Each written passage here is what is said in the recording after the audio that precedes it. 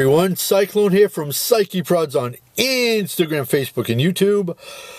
Back again, it's that time of the week. It is time for your combat sports locks of the weekend. The UFC is back at the Apex, but we're going to start off first in Saudi Arabia, the return of Riyadh season on the undercard of the Bivol Biederbev fight. It is Skye Nicholson's second defense of her WBC featherweight strap. The Australian's 29 years old.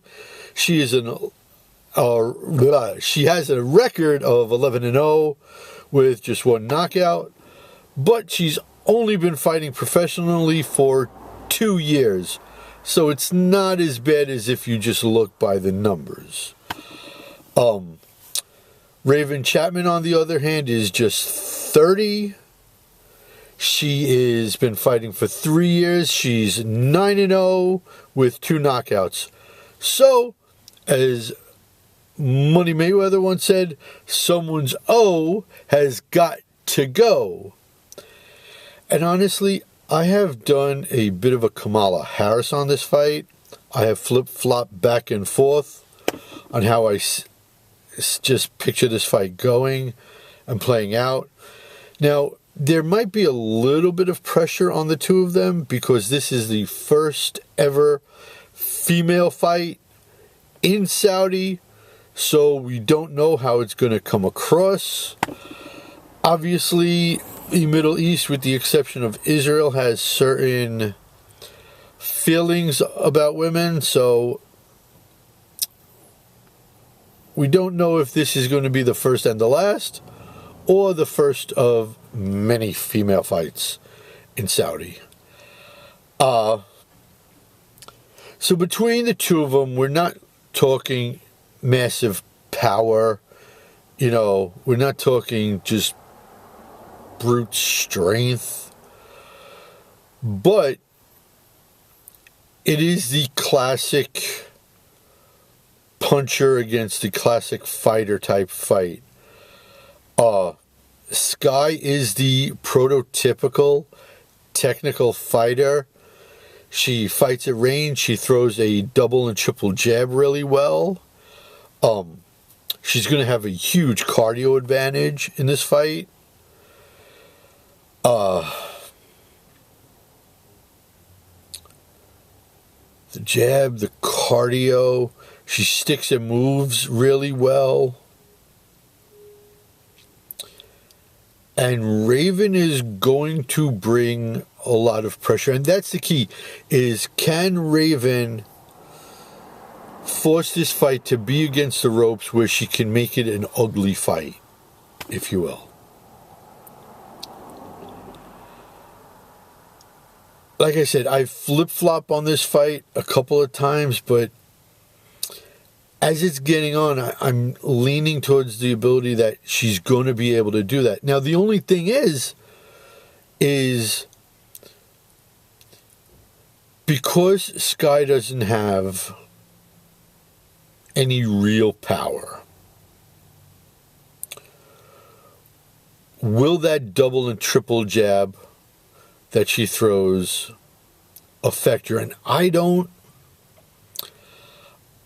see it. Now, the only thing I could see going the other way is if Raven is just too overly aggressive and Skye is on her bike and she's able to slip, counter, and just rat-tat-tat shots in Raven's face. But I don't see any of those putting her down to the canvas at all.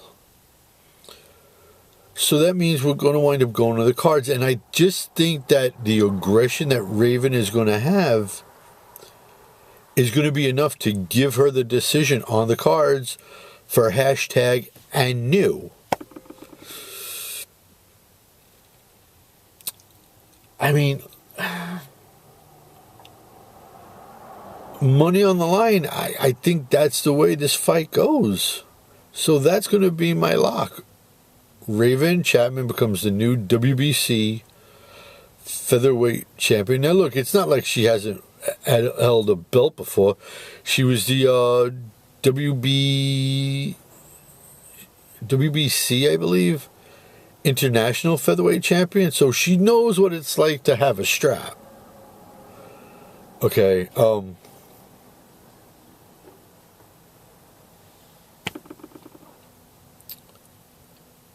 Yeah. Now we got to talk some UFC. Back at the Apex in lovely Las Vegas.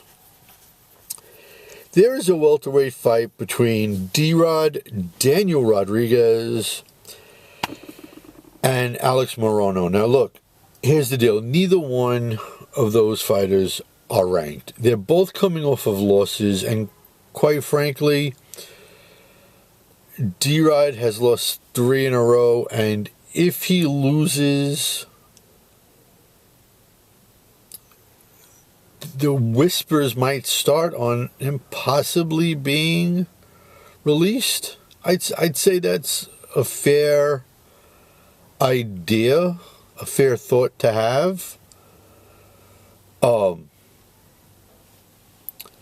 Now, Alex hasn't looked spectacular either. He's flip-flopped the last 6 fights. He's 3-3.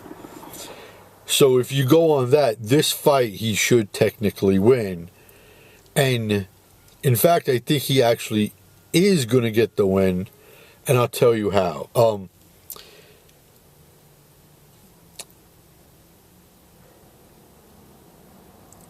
He doesn't have the punching power that Daniel Rodriguez has.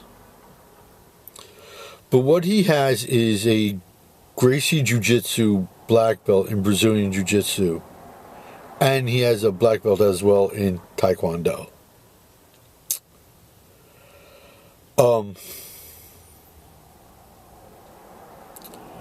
He's going to have to dodge a lot of action coming at him, because D-Rod lands more than 7 strikes a minute.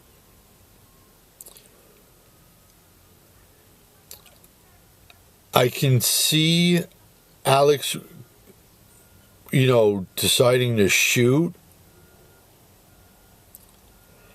and try to get a takedown. Now, neither one has fabulous takedown defense, but they're both acceptable defensively.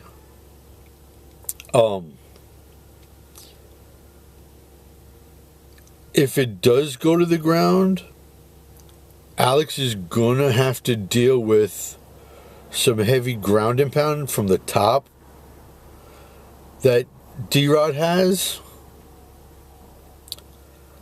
I'm distracted, folks. They're digging up my sidewalk again. You gotta love the city of New York. More waste of taxpayer money.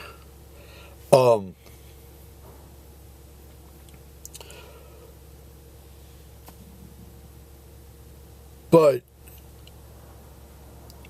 Alex just has more ways to win than Daniel Rodriguez does. He has the ground game. Obviously, going to the scorecards could win. And he does have a couple of knockouts. D-Rod is basically scorecards or a few knockouts.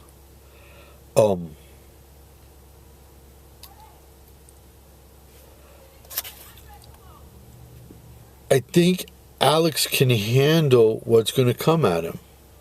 I really do. Now, D-Rod does have, besides more power, he has a better chin. So Alex is going to need to do a lot. But Alex has the better kicking game between the two of them. So if he can chop away at D-Rod's legs, and if he can soften him up just enough, and then get that takedown, and then go for a sub, which I think he's going to do. And if I had to put a lock on what type of submission, I think he gets him in a triangle.